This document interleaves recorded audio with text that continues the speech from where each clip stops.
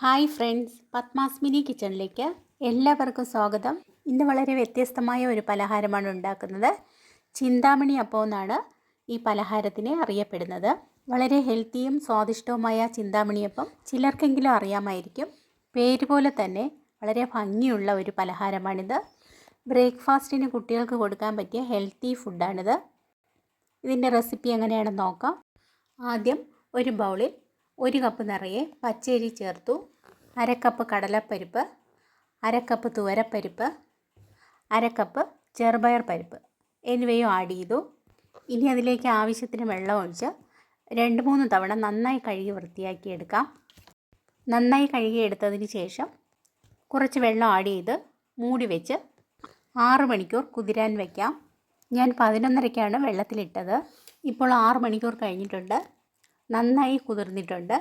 ഇനി നമുക്ക് വെള്ളമില്ലാതെ ഊറ്റിയെടുത്ത് ഒരു വലിയ ജാറിലിട്ട് അരച്ചെടുക്കാം. അധികം വെള്ളം ചേർക്കാതെ വേണം അരച്ചെടുക്കേണ്ടത്. ആവശ്യമെങ്കിൽ മാത്രം 2-3 സ്പൂൺ വെള്ളം ചേർക്കാം. നല്ല ഫൈനായിട്ടല്ല അരയ്ക്കേണ്ടത്. കയ്യിൽ തൊടുമ്പോൾ തരിയായിട്ട് തട്ടുന്ന രീതിയിൽ വേണം അരച്ചെടുക്കാനുള്ളത്. ഇനി മാവ് ഒരു പാത്രത്തിലേക്ക് ഒഴിക്കാം. ഒരു 1/4 സ്പൂൺ ഉപ്പ് ആഡ് ചെയ്ത് തവി കൊണ്ടല്ല കൈ കൊണ്ടാണ് ഞാൻ നന്നായി കലക്കിയെടുക്കുന്നത്. പെട്ടെന്ന് പുളിച്ച് കിട്ടാൻ വേണ്ടിയിട്ടാണ് ഇങ്ങനെ ചെയ്യുന്നത്.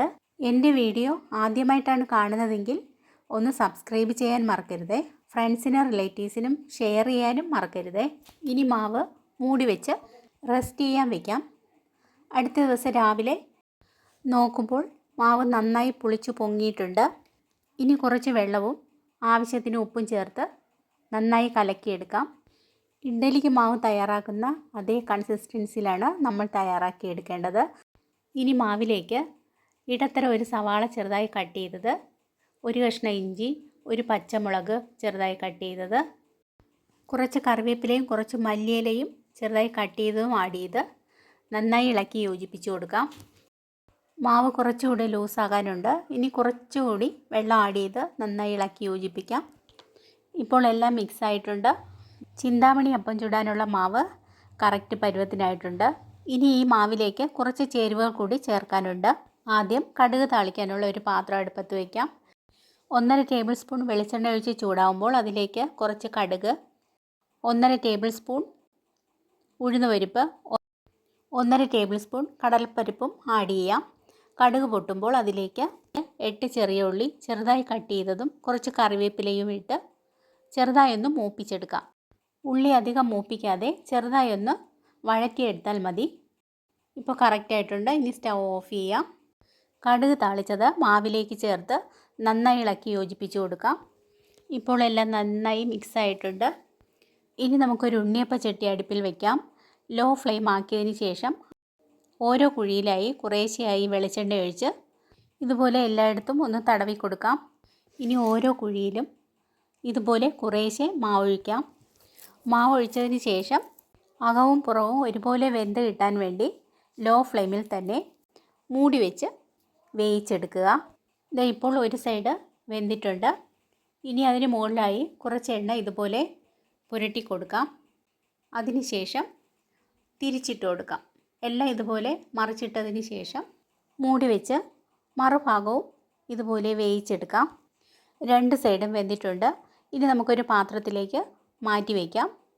നമ്മൾ ആദ്യം ഒഴിച്ചു കൊടുത്തതെല്ലാം റെഡി ആയിട്ടുണ്ട്. വളരെ ടേസ്റ്റിയും ഹെൽത്തിയുമായ ചിന്താമണിയപ്പം റെഡി ആയിട്ടുണ്ട്. നിങ്ങൾ ഇതേ രീതിയിൽ തന്നെ ഈ ചിന്താമണിയപ്പം ഉണ്ടാക്കി നോക്കൂ. ഫീഡ്ബാക്ക് അറിയിക്കാനും മറക്കരുത്. ബാക്കിയുള്ള മാവും ഇതുപോലെ തന്നെ ഉണ്ണിയപ്പച്ചട്ടിയിൽ ഒഴിച്ച് വേവിച്ചെടുക്കാം. ഈ സമയം ഇതിനോടൊപ്പം കഴിക്കാനുള്ള ഒരു സ്വാദിഷ്ടമായ ചട്നി നമുക്ക് തയ്യാറാക്കാം. അതിനുവേണ്ടി ഒരു ചെറിയ ജാറിൽ 1 കപ്പ് ചിരകിയ തേങ്ങയും 1 കഷ്ണം ഇഞ്ചി, 1 പച്ചമുളക്, 3 ചെറിയ ഉള്ളി, ആവശ്യത്തിന് ഉപ്പും ചേർത്ത് ഇതുപോലെ നന്നായി അരച്ചെടുത്ത് ഒരു ബൗളിലേക്ക് മാറ്റാം. ചട്നിയിലേക്ക് കടുക് താളിച്ചൊഴിക്കാൻ കടുക് താളിക്കുന്ന ഒരു പാത്രം അടുപ്പത്ത് വെച്ച് 1 സ്പൂൺ വെളിച്ചെണ്ണ ഒഴിച്ച് കുറച്ച് കടുക്, 2 വറ്റൽമുളക് കട്ട് ചെയ്തത്, കുറച്ച് കറിവേപ്പില ആഡ് ചെയ്ത് ഒന്ന് മൂപ്പിച്ച് കടുക് താളിച്ച് ചട്നിയുടെ മുകളിലേക്ക് ഇതുപോലെ ഒഴിച്ചു കൊടുക്കാം. അങ്ങനെ ചിന്താമണി അപ്പത്തിനുള്ള ചട്നി റെഡി ആയിട്ടുണ്ട്. വളരെ ഹെൽത്തിയും ടേസ്റ്റിയുമായ ഈ ഫുഡ് രാവിലെ ബ്രേക്ക്ഫാസ്റ്റായും വൈകുന്നേരം ഈവനിങ് സ്നാക്സായും കുട്ടികൾക്കിത് കൊടുക്കാം. പേര് പോലെ തന്നെ ഭംഗിയുള്ള ചിന്താമണിയപ്പം. ഇപ്പം വളരെ സോഫ്റ്റാണ്. ഈ ചട്നിയും കൂട്ടി നിങ്ങൾ കഴിച്ചു നോക്കൂ, സൂപ്പർ ടേസ്റ്റാണ്. എൻ്റെ ഈ വീഡിയോ നിങ്ങൾക്ക് ഇഷ്ടമായോ? ഇഷ്ടമായെങ്കിൽ സബ്സ്ക്രൈബ്, ഷെയർ, ലൈക്ക്, കമൻറ്റ് എന്നിവ ചെയ്യണേ. ബെൽ ബട്ടൺ കൂടി ക്ലിക്ക് ചെയ്യണേ. നാളെ പുതിയൊരു ഈസി റെസിപ്പിയുമായി വരുന്നതാണ്. അതുവരെ എല്ലാവർക്കും ഗുഡ് ബൈ.